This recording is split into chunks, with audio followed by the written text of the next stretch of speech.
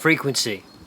It's becoming increasingly more important to all of us. From all I've been discovering as of late, we're all trying to, well, the goal is for us to improve or increase our frequency via all number of spiritual practices, removal of things that lower our frequency, in terms of gaining higher states of consciousness in our collective evolution, our personal evolution. Now, I've been a musician for most of my life, and I'm recently getting messages and a real strong desire to use this lifetime of research. Certainly the last few years I've been down some rabbit holes. I've found out some things about frequency, about how things have been modified that aren't necessarily to benefit us. And I'm finding out some really interesting things. Anyway, I woke up the other night with some really strong ideas. It felt like I channeled it, and I'm going to run with it, basically, because it feels like something that could well be the body of work that I bring to the world. It's quite a large topic, but I think we could actually make a big difference to the world.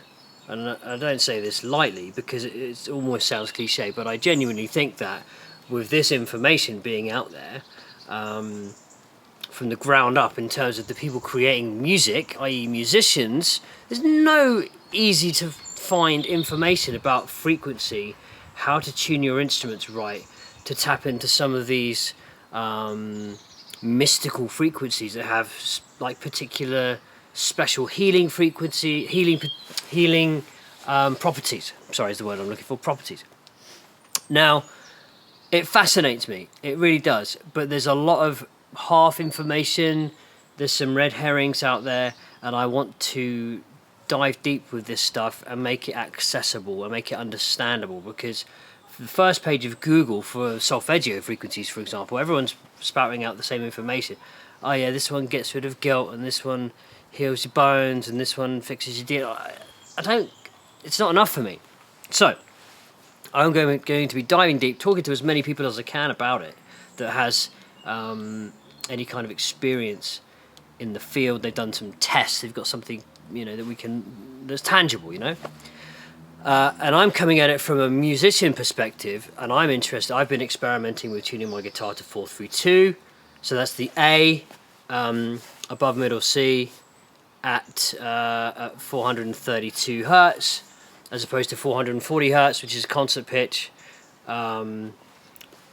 There's all sorts of information out there about the conspiracy behind it. I tend to agree with the fact that it's been done for a sinister reason, just because if you've got everyone on the planet listening to music, if you can't always tell the difference, like it's quite subjective. Some people prefer the sound of 432, some people don't notice the difference, some people prefer the sound of 440 because it's slightly higher pitch.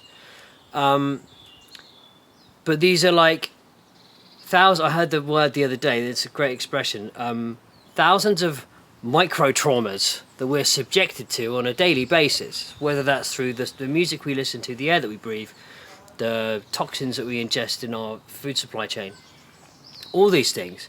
And we got to clear them out.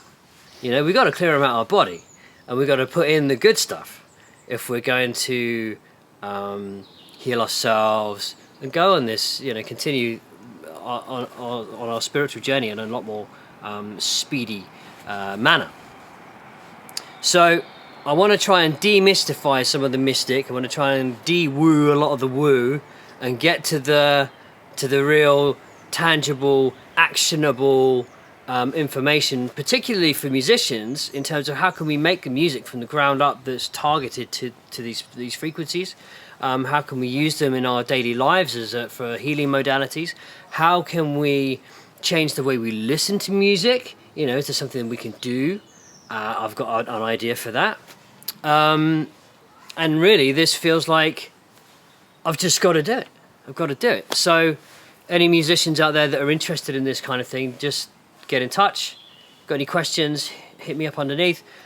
But yeah, basically I want to try and demystify all of the very confusing, often contradictory information about 432, 444, 528, 741, all these different frequencies. How do we apply it? Because really just tuning your guitar to 432 or 444, it's just half of the story, and it's not quite all the way there, and I think I know how to get all the way there. So without further ado, I'm gonna say that's my introduction to what I'm embarking upon. And if it interests you in the slightest, then great, leave a like, subscribe to the channel, and I'll be back soon with more on this. Alright, thanks.